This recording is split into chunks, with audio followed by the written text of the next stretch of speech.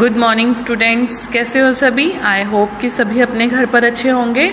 तो आज हम फिर से अपने हिंदी लिटरेचर का नेक्स्ट चैप्टर करते हैं। नेक्स्ट चैप्टर करने से पहले मैं आपको एक चित्र दिखा रही हूँ। आपको चित्र दिखाई दे रहा है? क्या है? कौन कौन लग रहा है? ऐसा लग रहा है जैसे कोई बड़ा अपने बच्चे को कहानी सुना रहा है ना? कुछ ऐसा ही लग रहा है। तो कहानी कौन सुनाता है घर में? दादी। तो सबके पास अपने अपने घर में दादी है। दादी, दादा, नानी, नाना, मम्मी, पापा सभी के घर में सुनाते हैं ना कहानियाँ। जब रात को सोने के टाइम में आपको नींद नहीं आती तो आप क्या बोलते हो अपने बड़ों को कि मुझे कहानी सुना दो। तो आपने सबसे पहले यही करना है कि आप अपनी दादी से, दादू से, नानी, नानू से, मम्मा से, पापा से कौन कौन सी कहानियाँ सुनते हो, ठीक है, वो आप अपनी उत्तर पुस्तिका पे लिखोगे। और उसके बाद हम इस चित्र पे आते हैं। तो इस चित्र में हमें बताया गया है कि दादी अपने पोते को कहानी सुना रही है। क्या कहानी सुना रही है? कुछ तो बात कर रही होगी, या कोई बात बता रही होगी किसी के बारे में, या पोता बता रहा होगा अपने मित्र, अपने दोस्तों, अपने सारे दिन की क्या काम किया, सारा दिन क्या क्या किया, स्कूल में कौन दोस्त है, सब के बारे में, है ना? कुछ ऐसा ही ना। तो चलिए इसके साथ अब हम अपना चैप्टर रीड करते हैं, जिसका क्या नाम है? स्वामी की दादी। तो इसमें स्वामी कौन हुआ?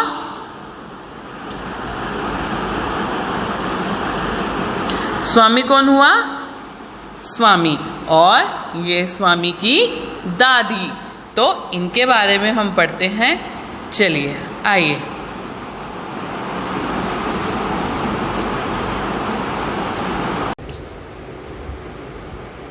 Good morning students.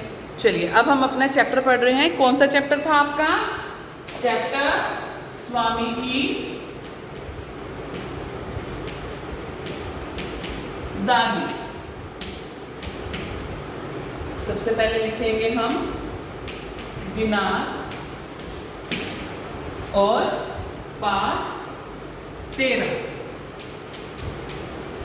ठीक है। स्वामी की दादी के बारे में जैसे कि मैंने अभी आपको बताया कि कैसे हम अपनी दादी से कहानियां सुनते हैं और क्या बातें करते हैं सारी हम अपनी।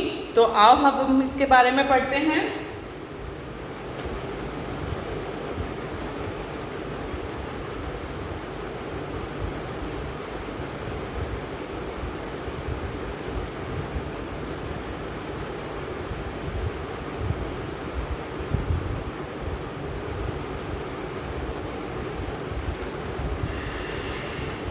बैठक और भोजन कक्ष के बीच कम हवादार अंधेरे गलियारे की बंद सी कोठरी में स्वामीनाथन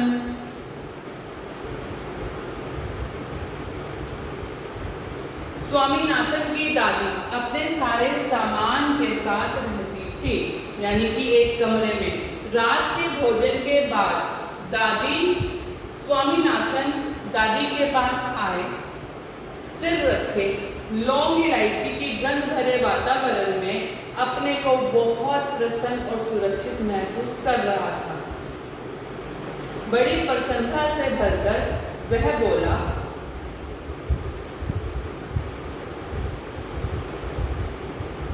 उसने दादी को राजम और मणि की पहली दुश्मनी और फिर दोस्ती की कहानी सुनाई। यानी कि जो स्वामी था वो थक के आया था कहीं से, और आते ही उसने अपनी दादी के पास अपने आप को सुरक्षित महसूस किया। कैसे? जब उसको उसकी वही दादी की रखी हुई लौंग इलायची की खुशबू आनी शुरू हो गई। तो उसके बाद फिर वो अपने दोस्तों के बारे में अपनी दादी को बताता है।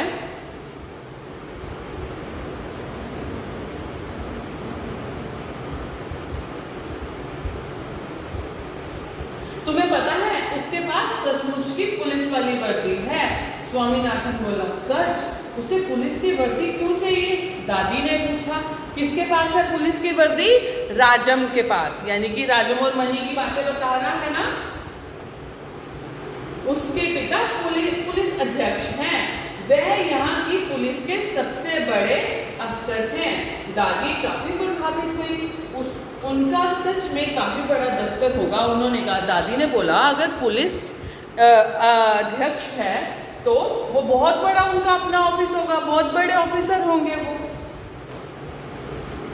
फिर उन्होंने उन दिनों की कहानी सुनानी शुरू की जब स्वामीनाथन के दादा रोबदार सब मजिस्ट्रेट थे, यानी कि स्वामीनाथन के दादाजी भी पुलिस कर्मचारी थे, सब मजिस्ट्रेट थे, और उसे पुलिस की वर्दी,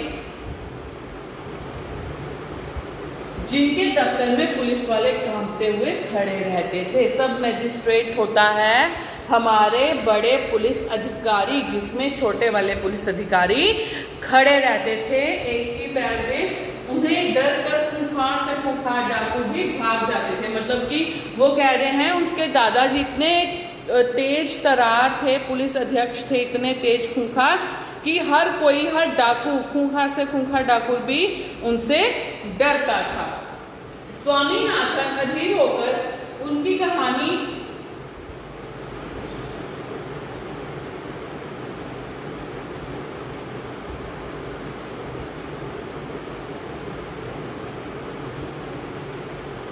बस काफी है दादी, उसने रूखे स्वर में कहा, मैं तुम्हें राजन के बारे में कुछ बताना चाहता हूँ। जानती हो उसे गणित में कितने नंबर मिले?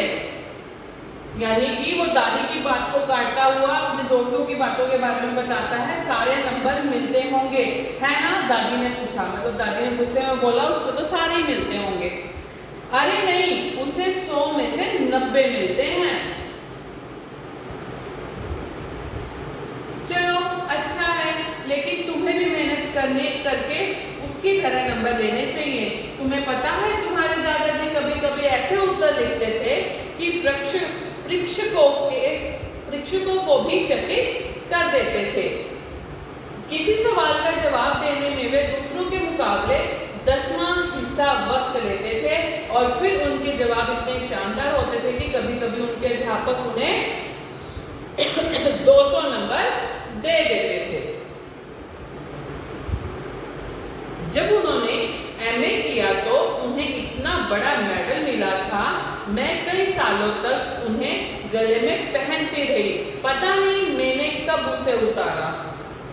हाँ, जब तुम्हारी बुआ पैदा हुई। नहीं तुम्हारी बुआ, नहीं तुम्हारे पिता, याद नहीं आया। जब बच्चा 10 दिन का था। अरे नहीं, मैं पहले ठीक कहा था तुम्हारी जब बुआ पैदा हुई थी तब मैंने उसे उतारा। पता है वह मेडल अब कहाँ है? मैंने वह तुम्हारी बुआ को दिया है, और उस बेवकूफ ने उसे गलवाकर सारी चूड़ियां बनवा दी, और वह भी इतनी मामूली सी चूड़ियां कि मैं हमेशा कहती रहती हूँ कि हमारे परिवार में उस जैसा महामूर्ख कोई नहीं है। और बस भी करो दादी, तुम बेकार की पुरानी कहानियां सुनाती रहती हो। क्या तुम राजम के बारे में नहीं सुनना चाहती? हाँ हाँ बोलो। दादी, जब राजम छोटा सा लड़का था उसने शेर मारा था। सच? बड़ा बहादुर लड़का है। दादी बोली, तुम यह बात मुझे खुश करने के लिए कह रही हो, मुझे यकीन नहीं हुआ होगा। तुम्हें यकीन नहीं हुआ होगा, यानी कि दादी से मस्ती कह रहा है कि तुम मेरे से मस्ती कर रही हो, मुझे पता है तुम्हें यकीन नहीं हुआ, तुम मेरी बातों को मजाक बना रही हो। स्वामीनाथन ने बड़े उत्साह के साथ कहानी शुरू की। राजम के पिता एक जंगल में डेरा डाले हुए थे। राजम उनके साथ था। अचानक 2 शेर उन पर झपटे, और एक ने पीछे से हमला करके पिताजी को गिरा दिया। दूसरे ने राजम का पीछा किया। राजम एक झाड़ी के पीछे छुप गया और वहीं से गोली चला के शेर को मार डाला। दादी, क्या तुम सो गई? उसने कहानी खत्म होने पर पूछा। नहीं बेटा, सुन रही हूँ। अच्छा बताओ कितने शेर आए थे? 2 शेर राजम पर झपटे थे, दादी ने जवाब दिया। स्वामीनाथन खुश हो गया कि दादी उसकी कहानी सुन रही हैं। स्वामीनाथन दादी के गलत जवाब से चिढ़ गया। तुम इतनी सारी बातें बता रहा हूँ और तुम नींद में जाने क्या क्या उलझुल कल्पना किए जा रही हो। क्योंकि तुम्हें राजम पसंद नहीं है।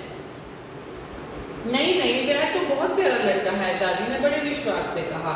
उसने राजम को देखा तब तक नहीं था, स्वामीनाथन खुश हो गया। दूसरे ही क्षण उसके मन में एक नया संदेह पैदा हुआ, दादी शायद तुम्हें शेर की कहानी पर विश्वास नहीं हो रहा है। यानी कि उसने राजम ने शेर को मारा, दादी को विश्वास नहीं हुआ। मैं एक शब्द पर विश्वास करती हूँ, दादी ने स्वर में मिठास भरकर कहा।